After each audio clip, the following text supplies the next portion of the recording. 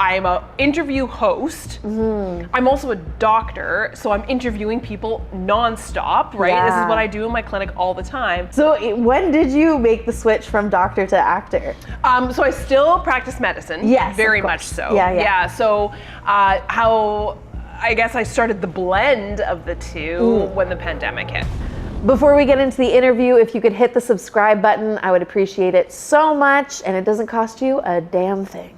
For most people, not just in healthcare, the pandemic was a pretty big kind of reset button, or just an eye-opener about what am I doing with my life. I call it the Great Awakening. The Great Awakening, right? I think, it was an interesting time for people in healthcare because there was a feeling of, I am doing something that matters. I'm here on the front lines, like fighting the good fight.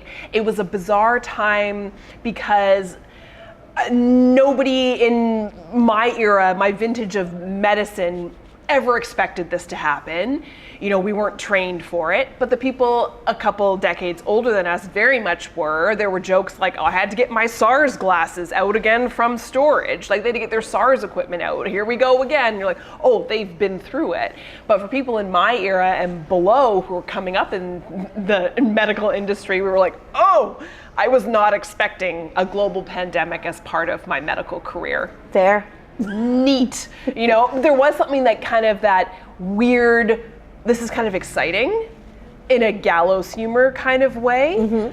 But as it went on and we were being told, okay, make sure you get your will in order, like as healthcare providers, it was a weird time. And I remember writing down a lot of stuff that was happening because I was like, this is, historical documents. Yeah, like there's so many, the way we had to do our operations completely changed. Like in the operating room, everything was an aerosol generating procedure. Like the nurses were like, oh right, we can't bring paper into the operating room. How do we do that? It was just a really interesting MacGyver-y work the problem time.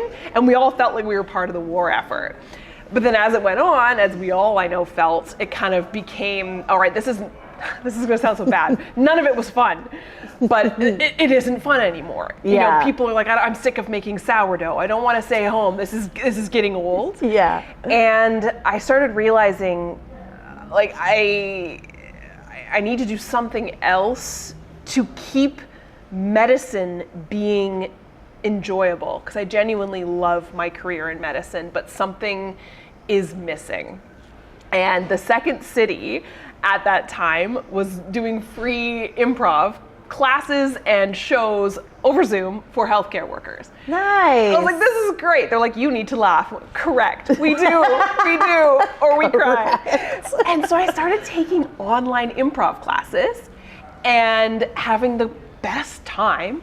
And everyone in these classes were like me. They were doing something else with their life and then just wanting to do improv. And it's like, who takes an online improv 1 class? Yeah. Doctors, lawyers, nurses, police officers, like people who are like, I am going insane, I need to do something else. And I was like, this is really, really cool.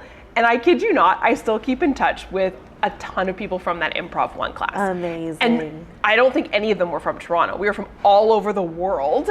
Wow. As an aside, 2 of them flew in for my live show, and we got to meet in person for the first time. Like it's just an interesting group of humans. That's amazing. And as that kind of built from there, I did a showcase with Second City, and an agent saw me and signed me, and then it just kind of grew from there.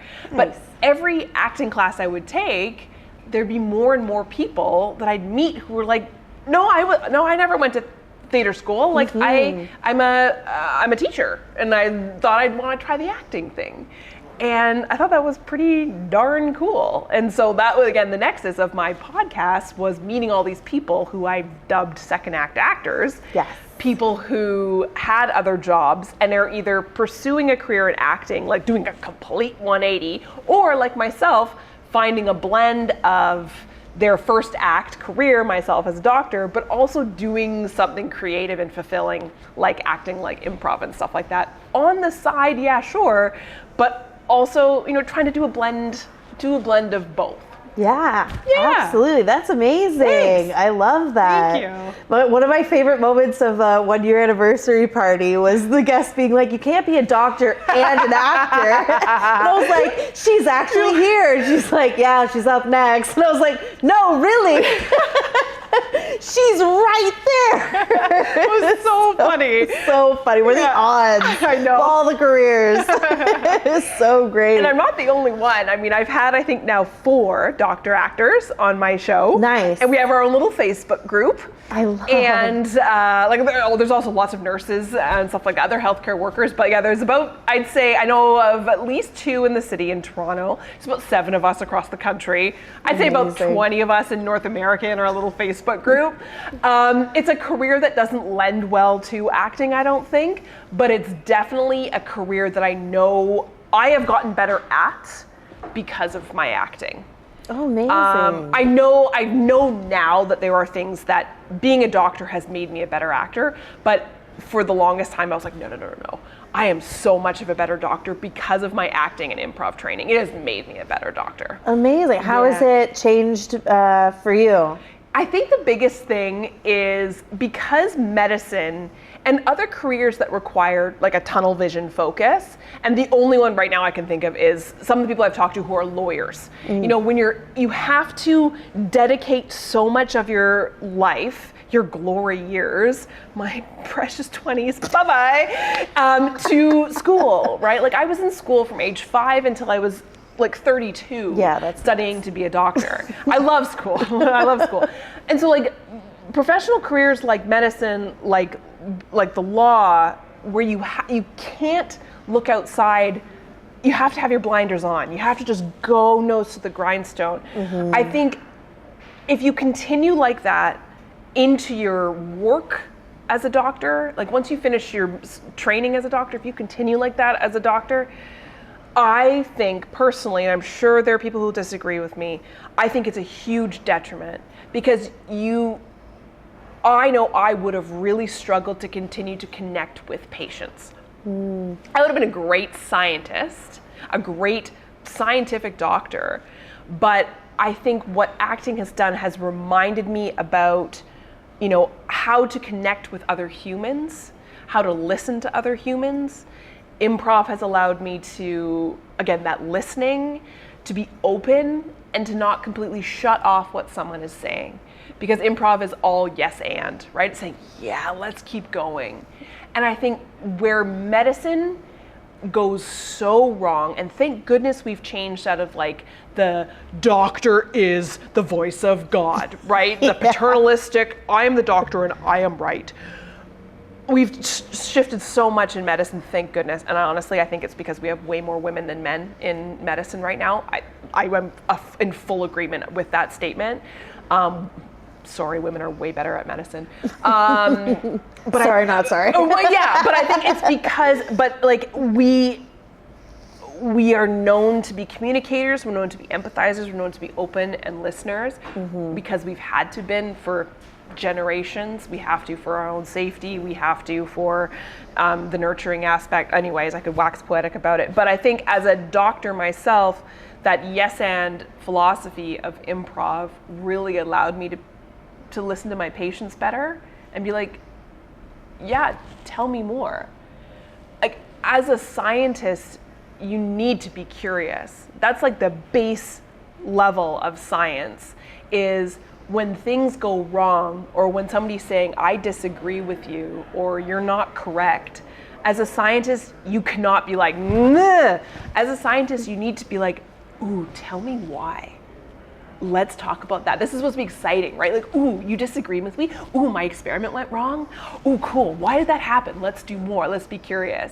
And so I think that's what the yes and approach for me as a doctor has been really helpful. It's like, ooh, oh, you're telling me things that like in my medical brain, I'm saying, not right, but why? Ooh, tell me more.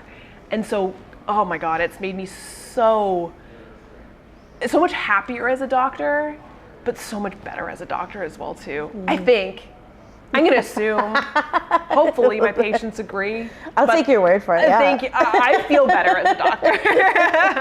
Amazing. That's hilarious. Yeah. Do you have all your family and friends coming to you with all their ailments and describing, what is this pain in my back? You know what? It's funny. Like my dad is,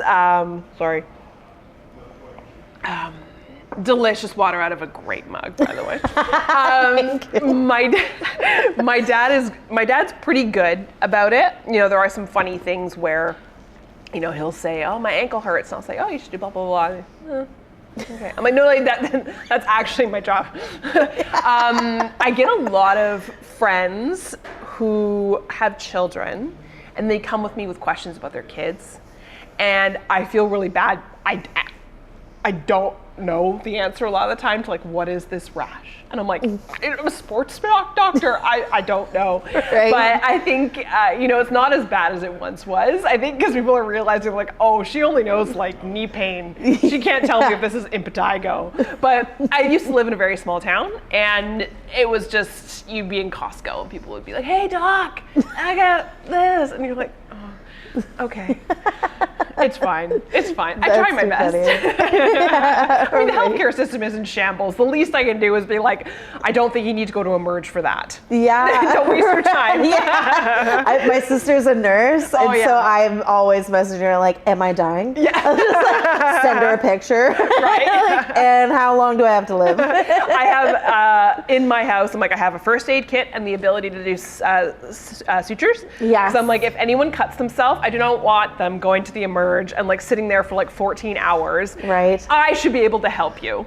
So that's what I can do. You cut yourself at my place, I got you. That's awesome. I love traveling with my sister. She just brings all of the meds. All the like drugs. If you need anything, any ailment. Yeah. You just have My it. girlfriends and I from med school. So I have a really close-knit group of girlfriends, but there's 6 of us from medical school. We've all kept in touch. We've got a great group chat. But we used to travel together quite a lot before a bunch of them got married, had kids and stuff like that. And we would always joke because we had so many, all the meds. But of course, we're so bad, we would just pack them. We know what the meds are. So we would just mix them all and like put them in a jar. And I'm sure if like, you know, the TSA or whatever, the security would pull this out, be like, "What is this random assortment of pills?" We'd be like, "Oh no, we got you. That's Tylenol, that's Advil, that's ibuprofen, that's cetirizine, that's blah blah blah." And they're like, "No, like you need to have these organized." Like, no, it's fine. We're doctors, it's fine. I love it. So you said you did a Second City showcase, and that's how your agent found you? Yeah. That's amazing. Yeah. Tell me everything. Who's your agent? So I have a new agent now. Okay. So I'm with Maya Ritter at Nice. Ritter Talent. She's wonderful. Fabulous. But yeah, that was my original agent, then switched to Maya when I joined the union and was doing more union stuff. Amazing. My first agent was wonderful. My second agent, wonderful as well too. And then it's just grown from there. I, full member of ACTRA, which was super exciting. Yeah, how did union happen for you? That was, the best. Shout out to Carly Granofsky. Yes. The most amazing casting director. I saw this casting notice on Facebook. Excellent. And it was for a Christmas movie that was shooting up in Sault Ste. Marie. And I am I'm a Northern Ontario actor. And I sent a message to the casting director, Carly, who I didn't know at the time, being like, "Hello, I'm Northern." And she goes, "What? Your agent's not submitting you for Northern roles." This is my prior agent, prior to Maya. Right. I was like, "Oh, hi, I don't know. I've only been in this business for a couple months." She's like, "This is insane. What?" She's like, "Okay, we're gonna audition for this role." It was like it was station manager for this Hallmark Christmas movie they were filming up there. Excellent. And I submitted my audition at 8:00 at night, and I get this phone call at 9:30, and it's Carly Granofsky. And I'm like, "What the heck?" Casting director calling me. And I get up, I'm like, "Hello?" And she's like, "So we're casting you in this." I'm like, "No way." "And you need a new agent." I'm like, "Oh, okay." Damn. She's like, "So you're gonna get in the union, and you need a new agent, because your agent was not submitting you, and how is this the first time I'm seeing you?" I'm like, "Oh, okay, that's awesome." That is nuts. Yeah, so, and what was really neat was, so this is my first big union set. I have 2 lines, And I get up to the stew, and I'm introduced to the two producers, and it is Trish Rainoni and Rebecca Heron, who I've interviewed for my podcast. I've been in multiple productions of theirs. Nice. They are two of like my favorite human beings on the planet. I basically like charged up to them at this set, being like, "Hello, hi, I'm Janet. I want to be friends with you, please. Like, who are you?" And we've kept in touch, and they've cast me in tons of stuff, and it was wonderful. Yeah, it's this great, adorable little Christmas movie that I've just was one of the best days of my life. I love that. Yeah, That's and then awesome. I got a new agent, as Carly told me to. Excellent. Did she help set that up, or did you just apply to people? She did. She actually wrote me a reference letter. Amazing. I know, I and love so did that. the two producers from this film. It was like, it That makes is me, wicked. like, it's just, there are some really decent human beings in this industry. Yeah. Like, without those three women, I wouldn't be where I am today. Yes. Yeah. Amazing. Yeah. Mm-hmm. I love women supporting women. Yes. I find looking back in my career, all of the moments that people helped push me forward, women. Yep. Yeah. It's so true. Yeah, they're so awesome. true. I love that. That's amazing. Thank you. That is so cool. Yeah. And do you have a favorite project you've worked on? Oh my gosh. Other than your own. We'll get Other to than my that. own, yeah. You know what? So it's hard for me to say favorite. I mean, Christmas Letter was like, again, I remember everything from that day because I was like, this is my first time. Like, Colin Mockery was in it, and then I got to interview him and his wife, Deb, for my podcast. Like, it was just, there were a lot of really incredible things and connections I made from that film that continue on to this day. Amazing. That just blow my mind. Like, it's just, the connections and friendships I made there, it just goes to show you never know who you're going to meet on these, what could be quite a tiny little indie film, but you never know who you're going to meet. And, you know, don't be an asshole. Yeah, please. Can I swear? Sorry. Oh, 100%. Fuck yeah. You know what? Again, hard to have favorite projects, but a project that I really loved being on was this show called Two Brothers. Mm-hmm. It is a show that two of my really good friends created, Andrew Meikle and Alicia Peltier. And it's on Out TV, and it's just a wonderful show that a lot of brilliant actors have been on. It's a queer show. It's, you know, they're two wonderful creatives in this city, and they cast me as a doctor. Yes. I never, ever get to audition for doctor roles. No way, really? Never. That's I have hilarious. been a nurse, ultrasound tech, physio. It's because I don't look like a traditional doctor. And I don't, like, I think I look like a Grey's Anatomy lead doctor. I look like Molly Parker from Doc, right? Yes. But a supporting character doctor, no, that's a white old dude, probably with a British accent, right? So I've never auditioned for doctor. And they called me up and they were like, I did actually audition for another role. And they were like, you look too young to be the mom of this character. I'm like, okay. Well, thank you. Right? And then Andrew goes, but we've written a role for you. We want you in this. And it's a doctor role. And so I got to be a doctor. And then at the party that they had, where they showed the first two episodes, there were two doctors in this first episode that I was in. Myself and then my friend Ori, who is not a real doctor. And we were all on stage at this party introducing ourselves. And he goes, "Hi, I'm Ori, and I play one of the doctors." And now I finally get to say, like, I'm not a real doctor, but I play one on TV. And then I get the microphone. I'm like, I am a real doctor, and I played one on TV. So it was pretty special. Yeah, it was a lot of fun. And I got to be in a scene with Alicia Peltier, who's one of my, like, again, one of the creators of the show, one of my nearest, dearest friends. It was awesome. I interviewed her not too long ago. I love her. She's doing amazing things in this industry. And it's just, we were just texting each other recently being like, why do we do this to ourselves? We're both all like applying for grants and stuff. And she's like, why do we do this? Why are we doing this? Kill me now. I'm like, yep, we're all in it together. Right? It's the worst part of the whole process. I know. Yeah, she's incredible though. Yeah, her and Andrew are an incredible team. That's amazing. Yeah. I love that. That's wicked. And so what you started your podcast because you're meeting all these people. When did you officially start the podcast? 3 years ago today. Stop. Yeah. God, I know. Honored. Congratulations. Right? Happy anniversary. Wait, we need more than water in here. Birthday. Yeah. That is amazing. That is so cool. And you just started with what you had? Yeah, I did. I look back at some of the episodes. Like I've been using Riverside, like doing the online, because again, shout out Riverside. Not paid by them. I wish I was. Right? But Same. like, in the thick of the pandemic, with everything being online, it was fantastic, right? And just started it out, and I'm with a different like podcasting host now, but. Yeah, I look back at some of my original episodes. My first episode is with my first actor friend, Madeline DeCorso. She and I we've co-produced 2 short films now. Nice. And it's just, there was nobody else who could be my first episode except for her. Like, she's the first person I met in this industry. Like, she's the best. I love. Yeah, and it's just your episode, which comes out this Friday, is 164. Yes. Yeah. It's That's been so amazing. Awesome.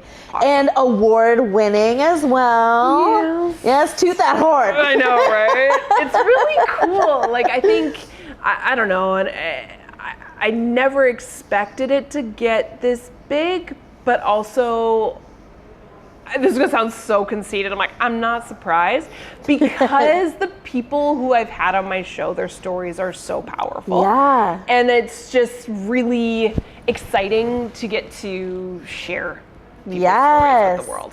Absolutely. Yeah, I love it. It's one I didn't know about your podcast till after I started mine. Yeah. And at first I was like, is she gonna be mad that I'm doing a podcast? Oh my God. I know. Never. That's where my brain went. And then I met you and I was like, just kidding. I was like, oh, never mind. She's so cool. I love it. But yeah, I love your podcast. It's so good. And yes, good, amazing people. Every week, other than this week because it's me, but every time I'm like, how did she get this person? So amazing. Yeah. I love it. Yeah. Are you reaching out to people? Are they reaching out to you? A combination of both? Combination of both. Nice. I think now it's slowly becoming more people reaching out to me, which is like a huge honor. Yes. People saying, oh, I've heard your show, I'd love to be on it. And then I always get really excited when I'm like, yes, get the confidence to reach out to me. And it sounds awful when I reach out to someone, I'm like, would you ever be interested? And they go, I thought you'd never ask. I'm like, I'm sorry that I didn't ask sooner. It's not like I'm like, oh, I'm holding out because I don't know if you're good enough. No, it's like genuinely, I'm like, I don't know. Who wants to be on my show? Yeah. But I had somebody say that it was on their like vision board. No way. Yeah, they made a 2025 vision board, and it was What like, an I want to be on honor. the Second Act Actors podcast. And they posted it on their Instagram stories, and I saw it. Yeah. And I reached out to them. I was like, well, what? Hello? Then just ask. Let's do it. Just ask. Like, Yeah. I am so down. And Yes. if I'm not asking you to be on my podcast, it's not personal. I'm just an idiot. Yeah, honestly, And I'm just busy. personally, I was gonna say personally, I'm just so busy, and I have enough people reaching out that I'm like, I don't have to reach out. Yeah. People are doing it for me. So Totally. yeah, just ask. And if you ask me, I'm usually just like, oh my God, yes. Right? I'm so excited. Amazing. I love it. Do you have a favorite episode? Nope. Yeah, I know. Stupid question. I already knew the answer. No, it's not a stupid question. I get asked that all the time, as I'm sure you do as well too, Yeah. right? Like, there is not one, and I'm not saying that because I'm like, every kid is, I don't have children, but it's like, I have no favorite child. No. Like, there's so many epic ones, and everyone, like you were saying before we hit record, like there's little gems that happen in every episode. Yeah. I mean, there's ones that just like rock me that immediately stick in my brain. I mean, of course, like when I got to interview Colin Mockery and Deb McGrath, like these are two of my idols it was a live episode recording, and it just, again, where it came from, like from the connection I made, it was, we made the connection through Helen Tansey, who's a headshot photographer, who I've had on my show as well too, and we raised a ton of money for charity. I got introduced to their daughter, who's now edited all 3 of my short films. Amazing. Like, that obviously sticks out to me because of how many amazing connections it made, the experience of doing my the live show, the charity work we were able to do through it, and yeah, I mean, it was just It was like the greatest night of my life. I love that. That's it was amazing. great. But no, like there's so many cool people that I've had.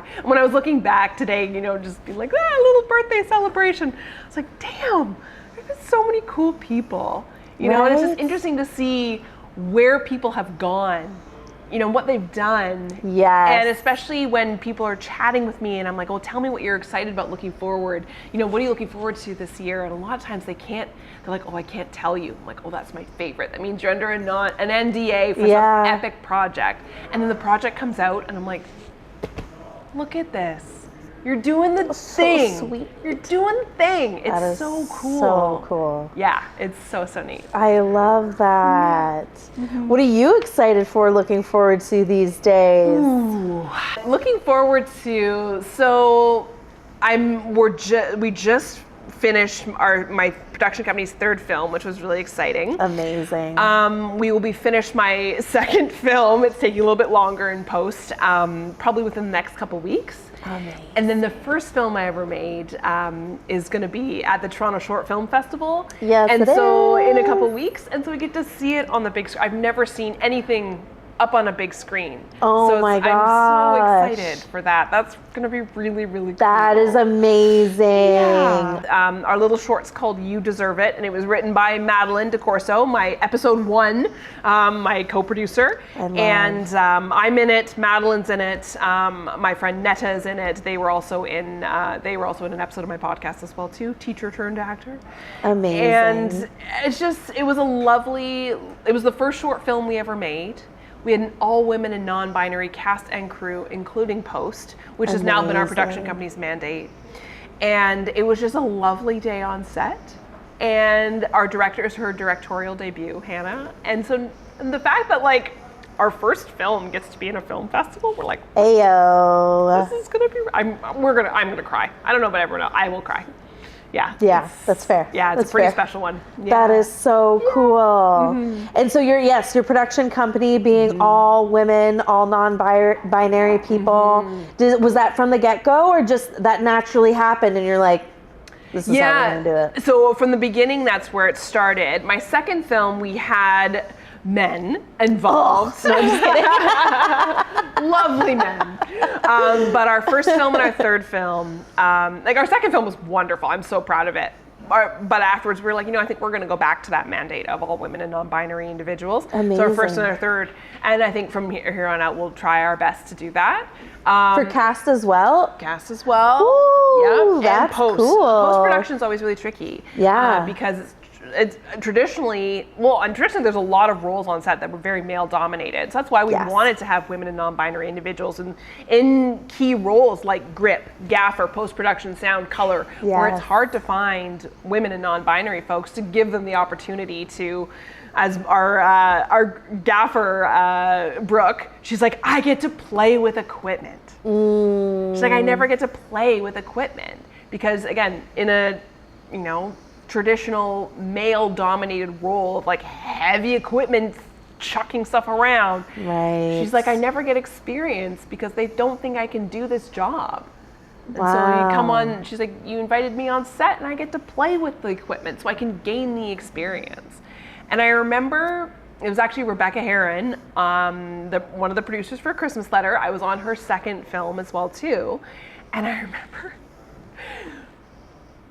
filming my scene and I couldn't get the line right. And I was like, I am so sorry. I feel like an idiot. I have 2 lines in this short little scene. And she's like, Janet, don't worry. This is just for coverage. And I was like, I don't even know what coverage means. What does that mean? I feel like such an idiot. And I felt stupid. And then afterwards I told her, I feel stupid. I ruined the shot. I don't know what coverage meant. And she goes, no, Janet. She's like, no, films like these, yes, they're important. Do good work. You did great work. But these are the times when you learn and you can ask the dumb questions that aren't dumb. But this is where you learn. So you can get onto a big, massive set and you know what coverage is. She's like, and so it's the same with having these up-and-comers on our film set.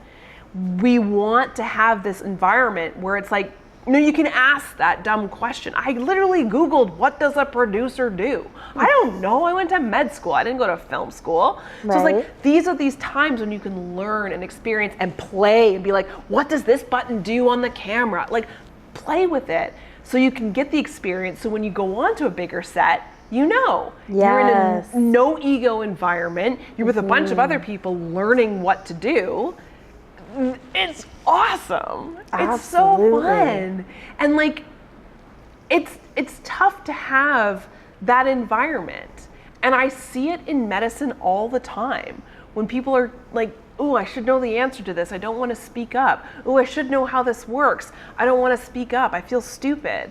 And historically, it's been women and non-binary individuals or people of lower quote unquote status in this world, less privilege.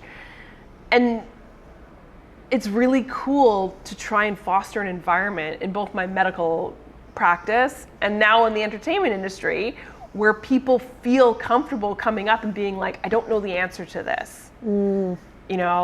Like, I don't know what Foley means. I'm like, no, I didn't know. Or like, we had to put together a DCP, a digital cinema package.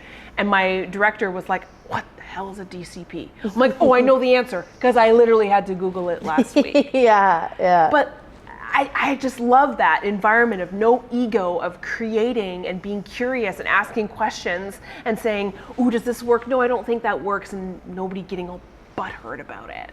Yeah. I just love that. And again, what I've noticed is, sorry, men, when women and non-binary individuals come together in an environment, it's more collaborative, creative, and there's no egos. Yeah. In every facet of my life so far. Yeah. So would you say that's the dumbest question you've asked or on set, or what's something you've learned along the way that you're like, this is embarrassing? A lot. Well, that was like probably the dumbest acting thing. And it's not dumb. Like, no questions are dumb, right? Everyone's like, there's no bad questions. Like, there's literally no bad questions. But Googling what does a producer do? Like, and then when I was on my second film, I had a producer. I was working with a producer, and they unfortunately were not as producer-y as they should have been. So I basically took on the entire role, and it was this realization of, okay, we have to company move from we had 2 filming locations.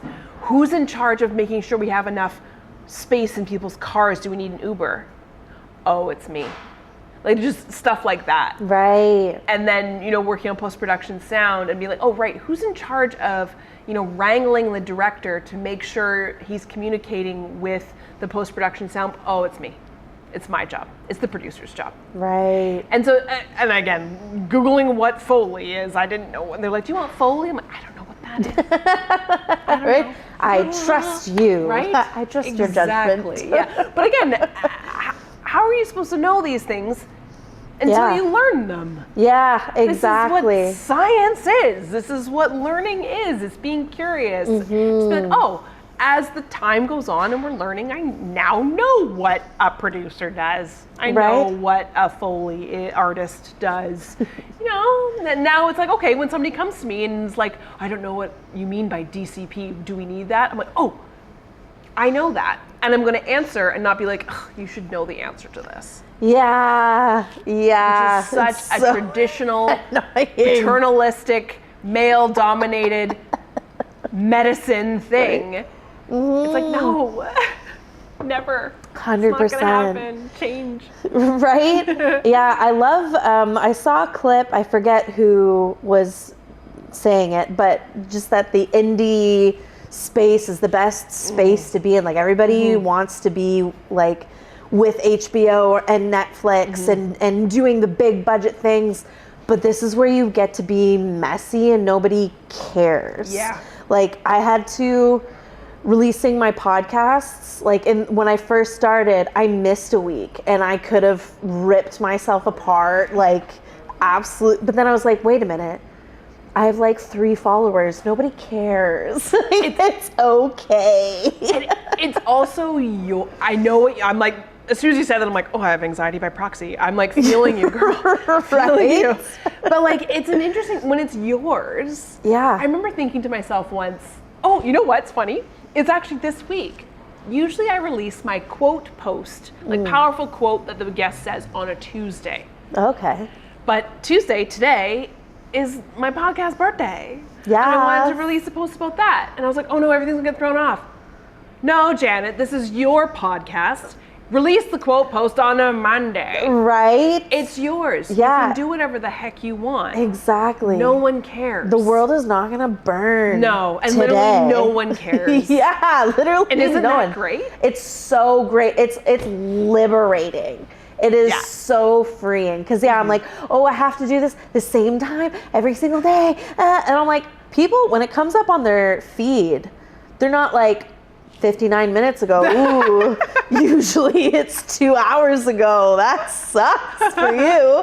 Nobody cares. No one cares. This is just such stupid stress. I know. It's not real. None of it is. None of it is. So when you look back at your first podcast episodes, what are some big differences that you notice then till now? Yeah, I think the biggest thing is the ease of conversation, because I had in my mind, I'm such a type A person. It's like, I have questions and I'm going to get them answered. And you will answer my questions in this order. We will not jump questions. Nope. I will make sure I will get them answered. And I also didn't do my intros and outros later. I did them on the day. So I would like click record and I'd be like, hi everyone, welcome to, and I had a script, right, that I would say. And if it wasn't right, I'd be like, oh, wait, stop, we need to go again. Right. And it was just a bit more formal. It was a lot more formal.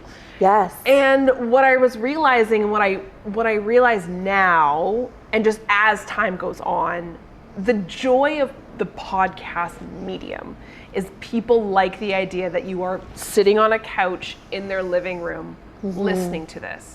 It's in your ear, it's right there, you feel like it's one-on-one. It's very personal, it's very intimate.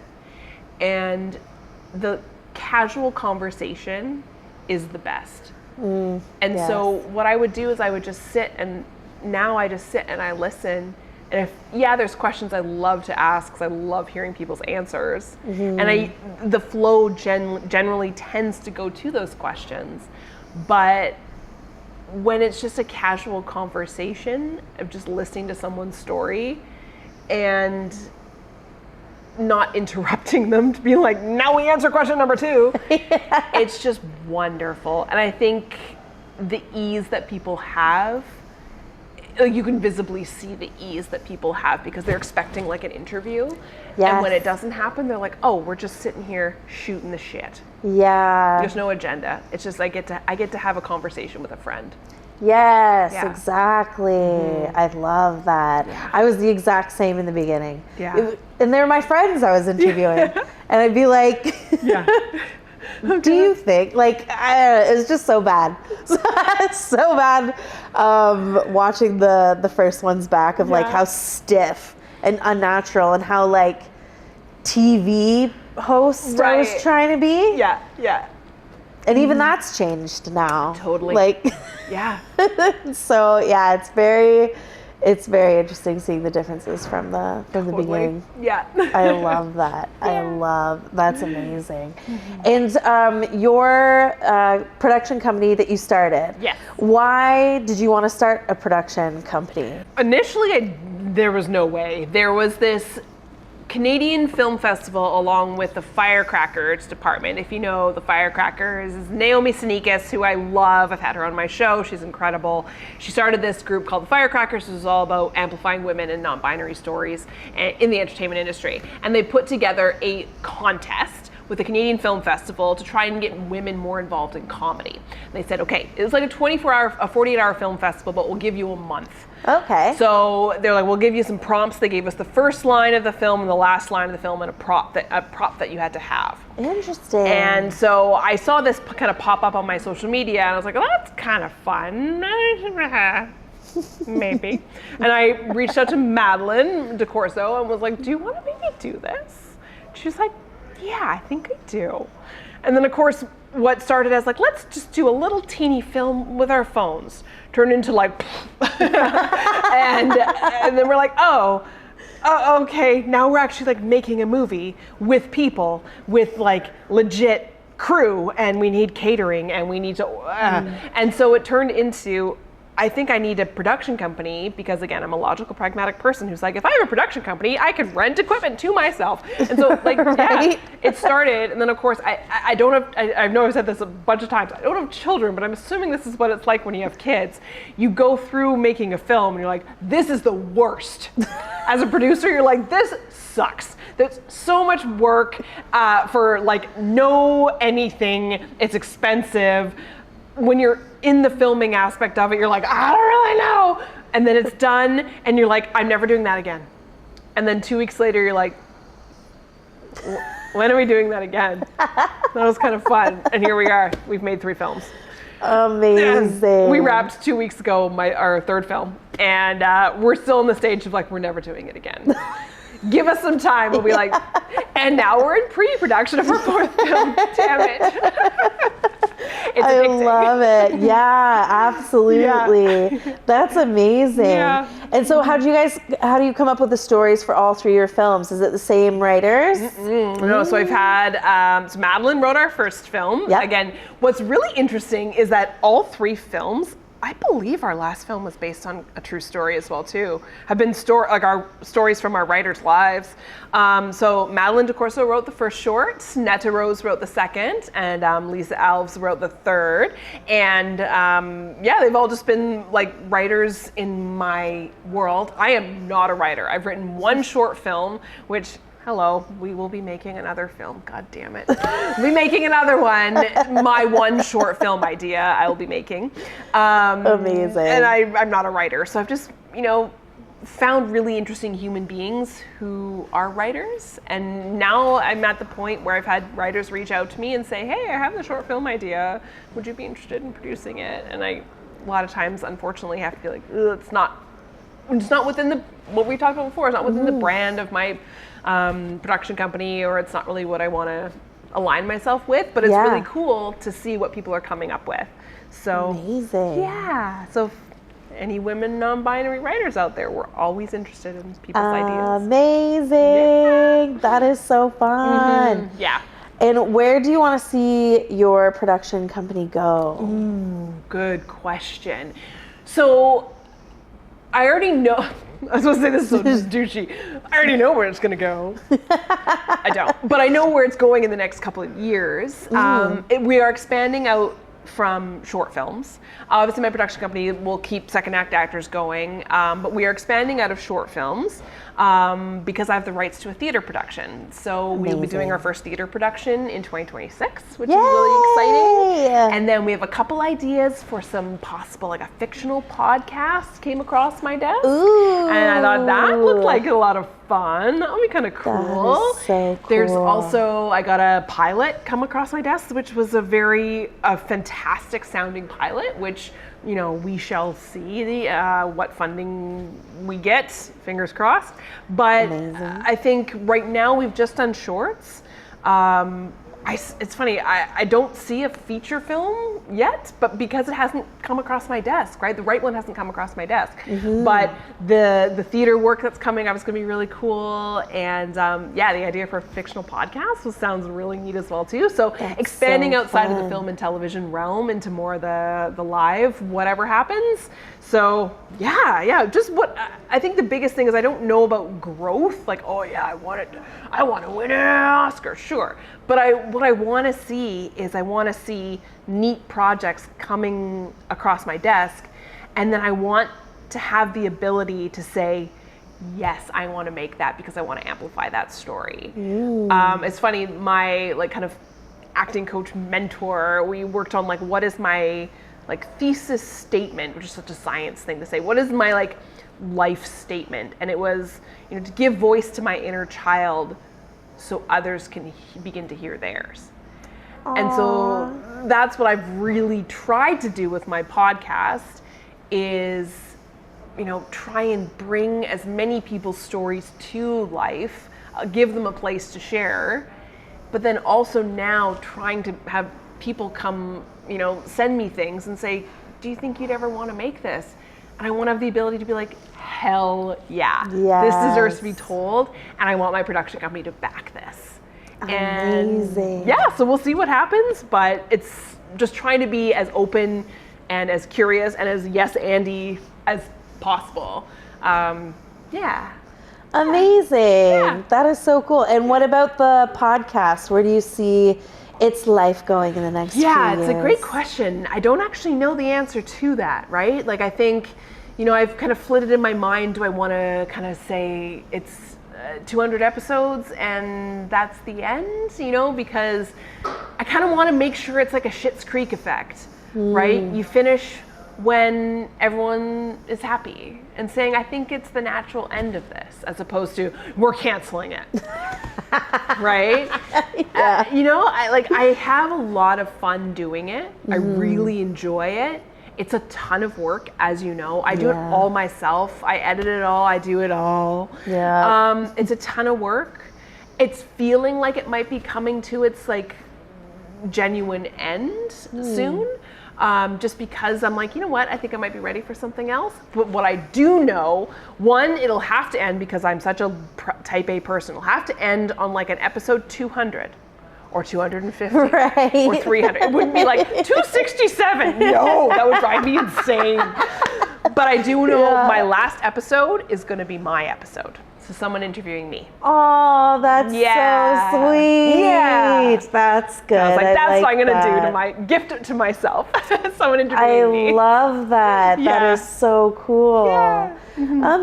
Amazing. Yeah. Yeah, podcasts are time consuming. They are. I didn't realize how time consuming Yeah. it was when I signed up for this. There's a stat out there, and I don't know what the actual numbers are, but there's something like, I think 99% of podcasts stop after 10 episodes. Yes. Because everyone realizes how time consuming they are. Yeah, they're like, never mind. Never mind. Yes. Yeah, I think so.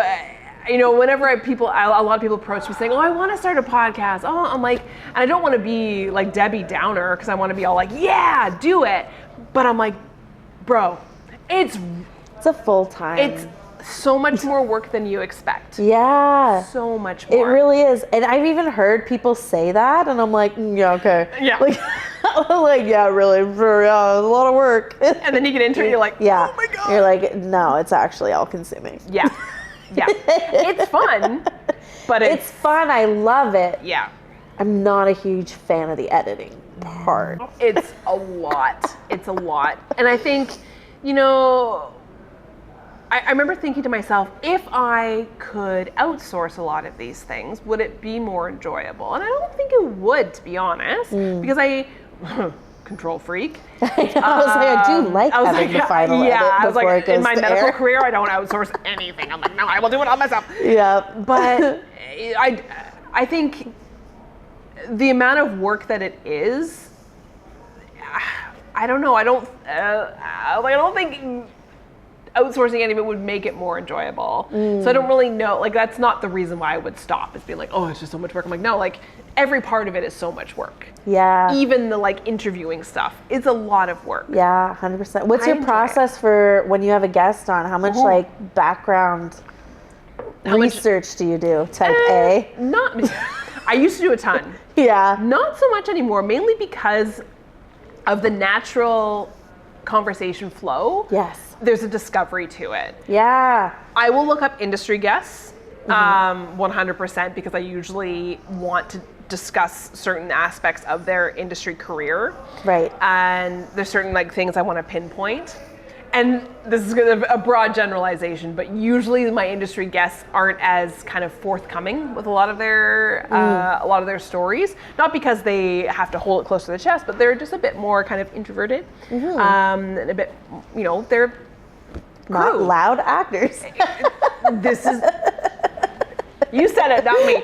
I was thinking it, but yeah, like where actors tend to be a bit more, they like to talk about Look at themselves. me. Look at me. Which is like, thank Which we goodness. love. We love, and there We are love. people in this world who need to be of all kinds, right? Yes. So, yeah, I used to do a ton of research. I usually try and look up some of the projects that people have done because kind of there is a lull in conversation, I can be like, tell me about this, especially if there've been some bigger ones. Yes. You know, I've had some really cool people on who've been on, like I had a guest who was on like Agatha All Along. I had a guest who was on Better Call Saul. I had a guest who was on, She-Hulk. And so like those things I want to talk about. Handmaid's Tale. My friend Nadine, who you had on her show, was on like Star Wars, the video game. And so we actually like postponed her episode so she could talk about it, that type of thing. Yes. So those cool. I want to really pump up, right? Especially, and I know your show is so great about this, the Canadians, when they book big things, you're like, yes.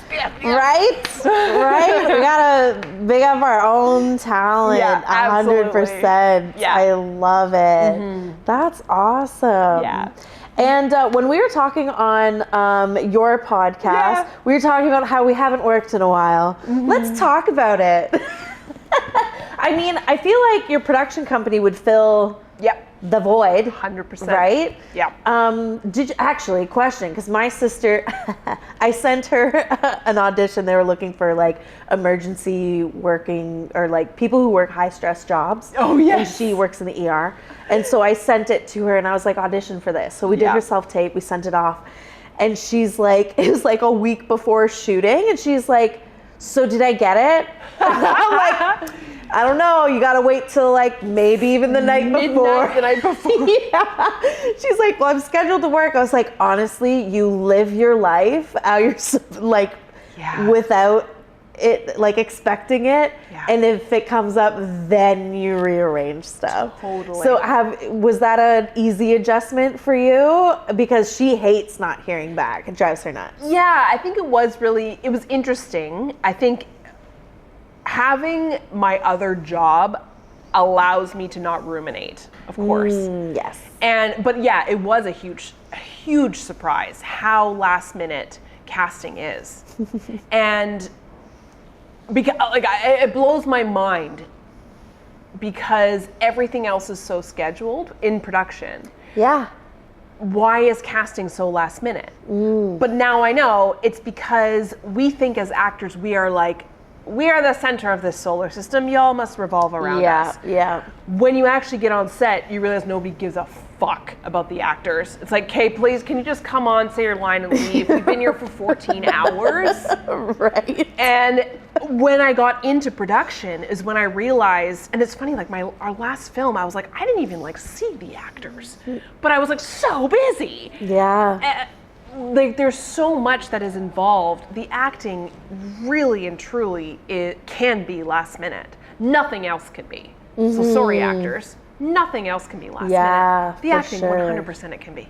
Right. You just come on. It's hard. It's rough as an actor. But of all the things in production, it's the one thing that you can just be like, yep, pick you up off the street. We need you now. Sure. Okay, I'll be there. Yeah. Everything else needs to be so coordinated and pre-planned, not the acting. Yeah. That's fair. Yeah. Yeah. It's a hard adjustment, for sure. Yeah. And did you just learn that from then switching to behind the camera, or did you learn that acting on set and getting there and going, oh? Yeah, I think acting on set was the big one. I'll go back to that Christmas letter shoot, and that was my first big shoot, and being where I was actually having a speaking role. I'd done some background work before. Were you nervous? Yeah.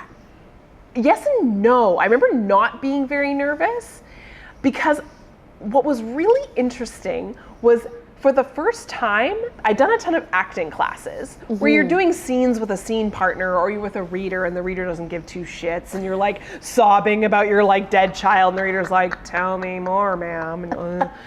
But to be on set with a scene partner who is as genuinely invested in this scene as you are was a shock to my system. Really? I just wasn't expecting it because I'd never experienced that before. And I remember my scene partner was this delightful man who is a drag queen, not in this scene, but has his part-time job. He does drag work. He was just fabulous. Amazing. And we were just in it, having so much fun together. And me being oh right, this is what acting is. Acting isn't my acting class where I'm with someone who couldn't care less about my scene. Oh, I'm here with someone who's I'm with you. I'm with you in this. So that was a huge shock. And then, but then also nobody caring that you did a great job on the crew. They're like, yeah, moving on. And you're like, Was that okay? oh, I've been waiting for this day for like weeks, and it's like 2 seconds, and like, okay, you did great, bye-bye. And you're like, oh, right. I'm just this little teeny bit of a cog in a wheel that is working just fine, even if I was missing. Yeah. It's very humbling, but it's also really cool. So cool. It's so cool. I remember doing, so my very first background acting job where I met Madeline was on Nightmare Alley, which was Guillermo del Toro's film. Yes. And we were in I was deep background. You see my hat. But we were in full costume, full hair and makeup in this circus scene in the 30s is when it was set. They even had us in underwear from that time period. Wow. You can't see anything about, but they were like, nope, you must be fully authentic. Wow. And everyone on the crew was so invested in everything. Like, it made me be like, this is where I want to be. I don't know what I want to do in the film industry, but this is like the best group project ever. Because I would always be so excited about anything, and there'd always be that one person in the group project who would do dick all and get an A just like the rest of us, and I would be so mad. Yeah. But on this film set, I'm like, here is everyone being like full on. Like there is little bits of prop painting being done that they're like, nobody's ever gonna see it. Yes. But the prop master's like, I'll know. It won't even get on camera. I'll know. Like won't be able to sleep. And, right? But it's like, no, I need to do my best work here. And I will do my best work. And everyone was doing their best work. It was so, so, so cool. And I think that's what I love so much about the film industry. And you had mentioned about like indie films being so great. And like, yeah, this Guillermo del Toro film was like huge budget. But he had such creative vision and control that everyone was like, yes, this is gonna be a great film. And it was. As opposed to some of these big budget films that everyone's like, you had infinity budget, why does this suck, Gladiator 2? Yes! Why does this suck so much? Where indie films are so tough to make. Yes. That you have to MacGyver beauty and magic from nothing. And everyone's like, I'm here, we're gonna get this done and it's gonna be awesome, we're gonna do it. And you get incredible work. So there's a weird kind of juxtaposition in the film industry of like, people work their best when they know they're getting paid what they're worth. Yeah. But then also people work their best when they're like inspired to work their best by you know, the people around them and the story that they want to create. Like, I don't know what it is, but there's this fine line there when you have too much money and it turns into garbage. Well, yeah, because like the little budget like forces you to be creative.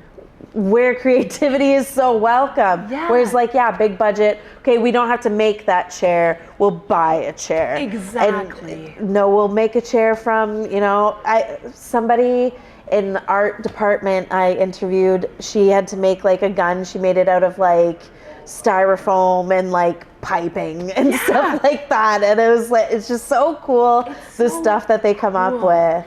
Yeah, and I don't really know what the right answer is, right? Because I think we need to pay artists so that artists can keep being artists, you know? But I think there's also the bootstrapping, MacGyvering that happens when you don't have as much of a budget.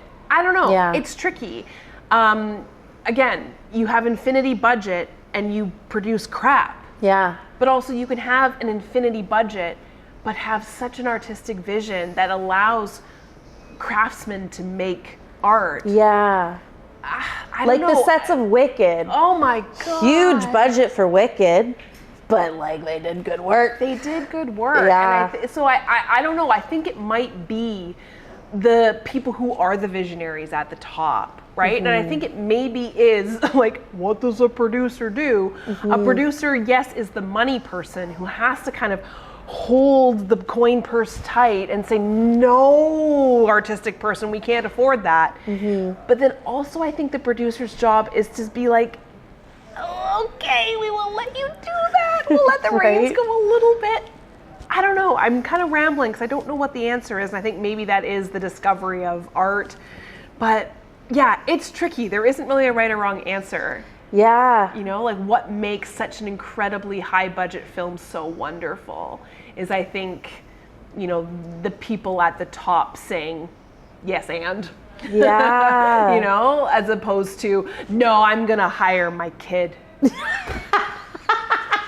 No, I'm going to CGI these monkeys. And you're like, Gladiator 2, right? Like, I don't know why that's coming into my head. Oh being like, that CGI God. was so bad. So bad. Also, yeah, I saw it in theaters with my partner, and he was furious. And one of the scenes is just like panning of the party. He leans over to me, goes, they're eating lobster? Like, it's not even, he's like, not even historically, why would they be eating lobster? And I was like, I don't even think anybody noticed that they were eating lobster, but like, I knew from then, like, forward, I was like, this is gonna be rough. It's so interesting, right? When you have a film like that, that was, and there are so many out there that get it so wrong. Yes. But then you have films that, like, and I know She Who Must Not Be Named, but the Harry Potter films are so incredible. And I went to the studio tour, and I'll never forget walking into the Great Hall at the studio and noticing the fireplaces. You don't really clock them in the films. The fireplaces were handmade by stonemasons, and the Hogwarts crest is carved in the back of the fireplace in stone. Sheesh. Nobody gonna notice that. But the stonemasons were like, yes. That's amazing. Because it creates the world, right? You're like, and that is accurate. Yes. Accurate. In the they said, this detail. is correct. And somebody went around and said, not correct, not correct, not correct. Correct. I got to do some work on Star Trek, Strange New Worlds. I did some medical consulting. And they have somebody there who is a literal Star Trek consultant. It's their job to consult on Star Trek lore. Wow. Because the world is so rich. I invested my time so incorrectly. Right? But like, I remember him walking around on the Enterprise during this one scene and him being like, okay, so we're in low power mode in this time period. That light would be red. That light would be red. That light would be off. Stop. And you're like, this is, I'm sorry, but this is art. This is literally art. That is This is somebody saying, amazing. this world is important. This world, yes, is fake. Yeah. But it's important, and it's important to the audience, and it's important to the people who love this lore and the storytellers who created this, as opposed to somebody who said, yeah, let's put lobster on the table. That's incorrect. Right? Like, come on. When it got to the sharks, he was like, we can't even do that. You can't have sharks. I remember leaving and being like, okay, so I'm really mad because, like, how would they have gotten, so the sharks are saltwater, how would they have gotten saltwater into the Colosseum and kept that like a pool? And so we were like Googling it. Like, You can flood it. You can. That's fair. They did some water stuff, but you could not have done, like, it was physically impossible. And for them to be trained to immediately eat flesh the second it touched the water was also... It makes me, like, why? You have infinity money, just no. Infinity money. I think the key to everything that, like, to the points that we're making of like what hit and what missed is it's detail. Like, you know, when you see a good character, they've really gone into detail with their character, and like good sets and good movies and Star Trek and having those experts, it's just detail. Like, you really gotta, everything has to matter. Everything has to matter. Yeah. And I think as an actor, that is what is exciting right? When it's like, no, you also matter here in this story. The way you would place your hand matters. The way that you would stand matters because it's detail. Yes, yeah. Even if you are deep background, the way that you are holding yourself, because you're now wearing period undergarments. Yeah, Right? Like, can't slouch. you can't slouch. It matters. Yeah. Your detail matters. And I think, again, this is a group project, and it's very obvious when there's a slacker. That makes me That mad. one background person that looks straight to camera. I love finding those. Oh, yes. The best. There it is. Yeah, there it is. Bastard. What is something that you would tell your younger self or starting off in this creative journey? What is some advice that you would give? Oh, no one cares. Yeah. No one cares. I think so many of the people I've talked to have that advice as well too.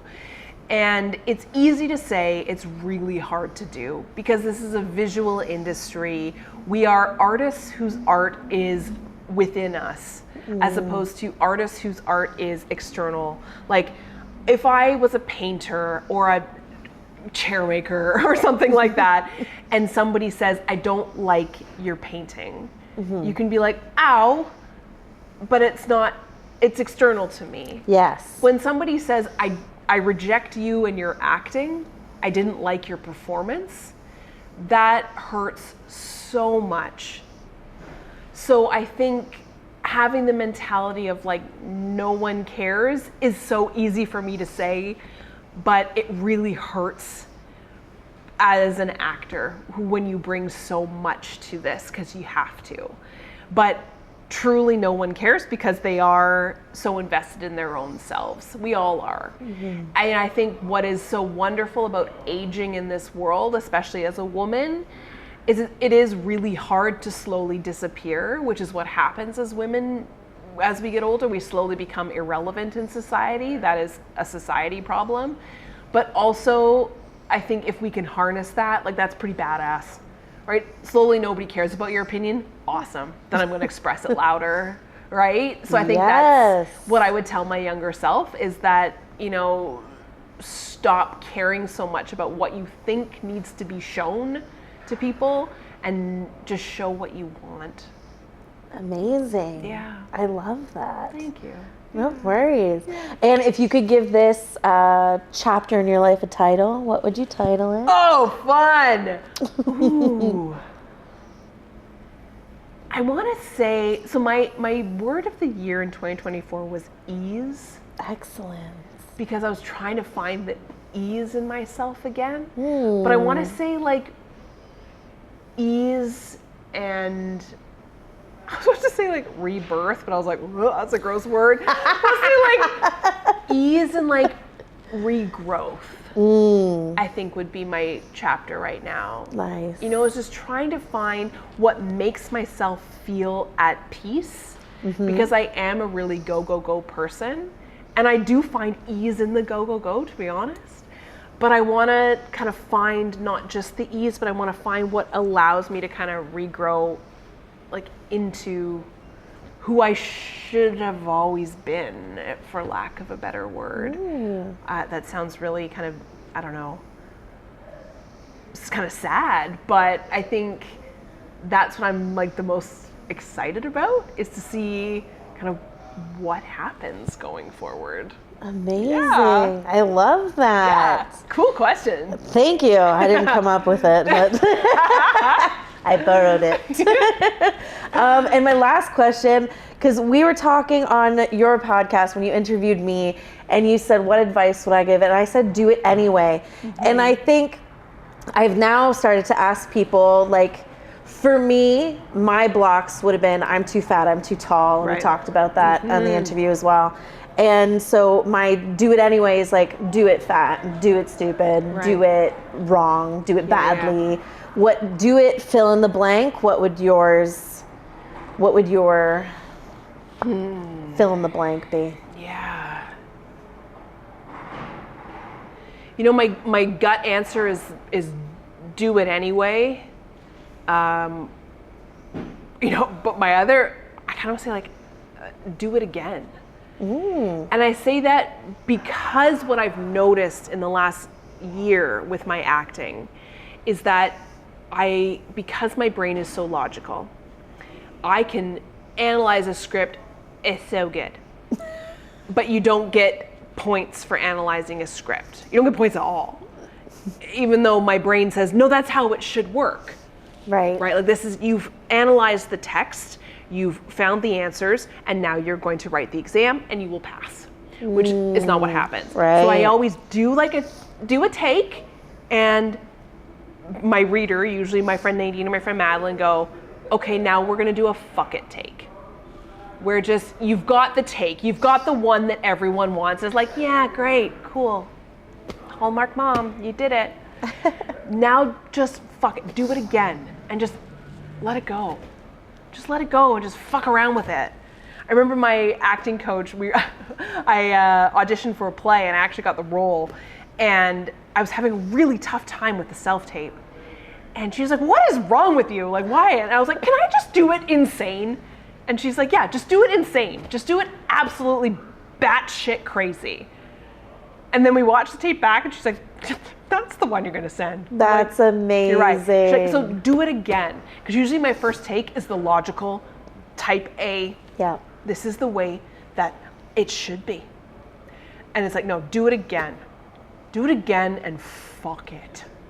Amazing. Yeah. I love it. Yeah.